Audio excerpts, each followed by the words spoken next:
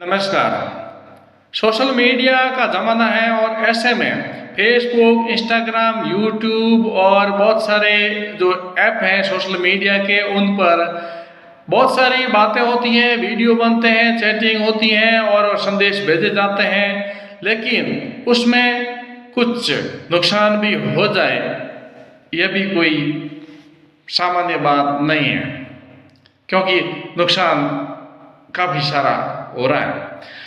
अभी कुछ दिन पहले की खबर है कि एक इंस्टाग्राम आईडी पर, यानी कि एक बंगाल की लड़की और शेखावटी क्षेत्र का लड़का, जो कि इंस्टाग्राम पर दोस्ती हो गई और फॉलो किया, दोस्ती हो गई और उसके बाद में बातचीत हुई, नंबर व्हाट्सएप के द्वारा बात हुई और कॉल हुए, वीडियो कॉल हुए और इस प्रकार से उनकी दोस्ती जम गई। और जमते जमते दोस्ती इस तरह जम गई कि लड़की को इधर शेखावटी क्षेत्र में उसने बुला लिया और लड़की तब इधर शेखावटी क्षेत्र में बस से या ट्रेन से जिससे भी आई है और यहाँ पर शेखावटी क्षेत्र में आई, तो वहां पर जब उससे लड़के से मिली तो लड़की ने बोला कि हम शादी करने के लिए आए हैं। तो लड़के ने कहा कि ठीक है, शादी करेंगे, लेकिन मैं पीछे पीछे आता हूँ, आप एक दूसरी गाड़ी आ रही है और उस गाड़ी में बैठ जाइए, मैं पीछे पीछे आ रहा हूँ। इस प्रकार से लड़की को एक दूसरी गाड़ी में बैठा दिया और वो खुद जिसने बुलाया था इंस्टाग्राम पर, वो पीछे पीछे कुछ देर चला और फिर दूसरी गली में चला गया, यानी कि वो पीछे पीछे नहीं आया। वो आदमी उस गाड़ी में बैठी लड़की को लेकर के अपने घर शेखावटी क्षेत्र में लेके गया, जहां पर उसके घर में उसकी माँ और बहन रहती थी, शायद शादी के हिसाब से। तो बीच में जो एजेंट था, यानी कि इंस्टाग्राम पर दोस्ती करने वाला लड़की से, तो वो उसने शायद ऐसा माना जा रहा है कि 3 लाख रुपए उससे लिए गाड़ी वाले से और उसको लड़की को बेच दिया था दोस्ती के नाम पर। अब जब लड़की को लेकर को गाड़ी वाला अपने घर में लेके गया, तो घर में माँ और बहन थी। तो माँ और बहन ने साफ किया कि जब तक ये लड़की हालांकि तुम खरीद के लाया 3 लाख रुपए में, लेकिन जब तक इसकी सहमति नहीं हो तब तक इसको पत्नी नहीं मान सकता, इसकी मर्जी होना जरूरी है, शायद तूने इसको खरीद लिया। तो उसकी बात सुनकर 5 दिन तक वो लड़की वहाँ उसके घर में रही, यानी कि पूरी निगरानी में रही, उनको कहीं जाने नहीं दिया।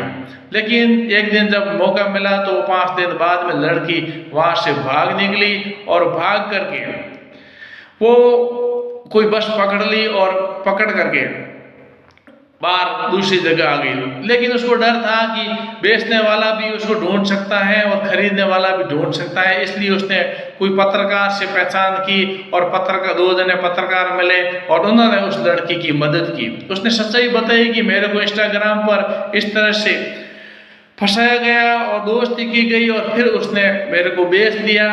अब उसकी सिम भी पीछे जो खरीदा वो लोग भी सिम उसका ले लिया और अभी मैं क्या करूं। तो वो जो सिसोदिया परिवार थे और जो पत्रकार बंधु थे, उन्होंने उसकी मदद की और उन्होंने फिर एफआईआर पुलिस में दर्ज की कि ये बंगाल की लड़की है। और उधर बंगाल जो उसके परिवार वाले थे जो लड़की के, उन्होंने भी पुलिस में एफआईआर दर्ज की कि मेरी लड़की है वो गुम हो गई है, लापता है और आप पुलिस मदद करें।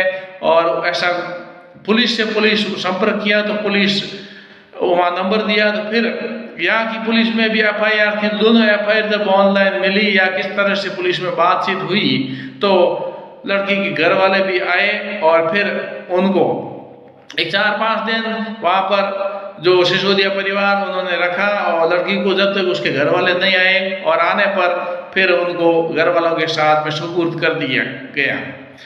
तो इस प्रकार में कुछ लोग ऐसे भी हैं सोशल मीडिया पर जो दोस्ती के नाम पर लड़कियों को बेच देते हैं, और ये आज के जमाने का एक ऐसा ट्रेंड। इसलिए अनजान व्यक्ति से, अनजान लड़की से, अनजान लड़के से दोस्ती करे, मतलब धोखा हो सकता है। लेकिन यह भी कितनी अच्छी बात है कि नारी नारी को चाहती है। तो जो जिसको बेचा था उसकी माँ और बहन ने भी कहा था कि जब तक इसकी मर्जी नहीं हो तब तक तुम इसको पत्नी के रूप में नहीं रख सकता है। तो कितनी ये भी एक अच्छी बात है। और जब लड़की भाग के बाहर पत्रकारों से मिली और पुलिस में जहाँ पर FIR दर्ज की, तो पुलिस और पत्रकारों ने भी कितना अच्छा सहयोग किया कि उनको अपने माता पिता से मिलाने और उनको बुला करके उनके घर भिजवा दिया। तो इस प्रकार से कुछ इंसानियत है, कुछ संस्कार भी आज भी जीवित है। लेकिन कुछ लोग ऐसे भी हैं जो कि दोस्ती के नाम पर ऐसे काम भी करते हैं। तो ये एक संदेश है कि आप इंस्टाग्राम पर उसी को ही फॉलो करें, उसी को ही जानते हैं, जिसको जानते हैं उसका रहन सहन, उसके रिश्तेदार, उसी को ही। अनजान में किसी से दोस्ती आपको लिए भारी पड़ सकती है। वीडियो को लाइक कीजिए और इसको शेयर कीजिए ताकि और किसी को भी मालूम पड़े कि आप दोस्ती के नाम पर अपनी जीवन बना रहे हैं या खड्डे में जा रहे हैं या समस्याओं से जूझने के लिए उसमें उतर रहे हैं। तो ये बात ध्यान रखने की जरूरत है। तो वीडियो को शेयर कीजिए। तो इस प्रकार से मामले बहुत सारे आ रहे हैं। समय के साथ में सतर्कता बहुत जरूरी है। सोशल मीडिया का उपयोग भले ही करें, लेकिन इसमें ध्यान रखने की बात है। जय हिंद।